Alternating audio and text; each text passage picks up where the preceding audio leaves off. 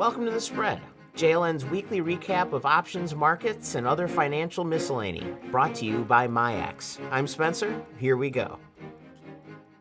At the beginning of the year, SIBO came out swinging, letting loose 10 disciplinary notices regarding a smattering of varying infractions ranging from misrepresenting customer orders in the pit to employees of a firm failing to meet continuing education requirements. But the biggest of the lot was a whopper of an action against Acuna for the tune of $1.3 million for improper options trades in the VIX SOQ. Now, I recall being amused by that one when I found out on LinkedIn that Acuna's chief compliance officer used to be SIBO's lead investigator. Anyway, after Acuna, there was dead air on the infraction front for more than 2 months before two crossed the tape last week. Now, one was a pittance, $2,500 for DRW Securities for failing to grant priority to the highest bid or lowest offer on a limited number of occasions. The other could have been bigger and pertained to ABN AMRO and could have been $150,000-ish, but there was sort of a double jeopardy situation in regards to similar infractions and their ensuing fines, so the clearing outfit merely got dinged $10,000 on top of a prior fine for $45,000. The case in a nutshell pertains to ABN improperly supervising Simplex, a trading firm in a sponsored user agreement with ABN. Simplex wasn't supposed to interact with complex order auctions as it didn't have the right qualifications as set forth by SIBO. However, ABN's system didn't block Simplex from doing so. It doesn't seem too scandalous, but who doesn't like infractions?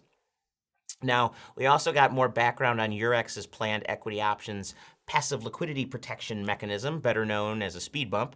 Starting on June 3rd, the speed bump will be 3 milliseconds for options on French equities and 1 millisecond for options on German equities. And I'm trying to determine if I should infer anything about how Eurex views those different markets due to that time delay difference, but I'm not sure. I recall at the last FIA conference that there was very little discussion about this planned speed bump, but much rancor directed at ICE for its announcement of a similar initiative, but for gold futures. As for main stories, I'll leave you with one that took me kind of by surprise. The MIAX family entered into a strategic partnership with Templum to list and trade digital securities on an exchange as yet to be developed. So, to recap MIAX's 2019, announced an equities exchange, announced this potential digital securities exchange, already launched the options industry's newest exchange, Emerald, and launched options on this guy, and says it wants to partner with a futures exchange for futures on this guy.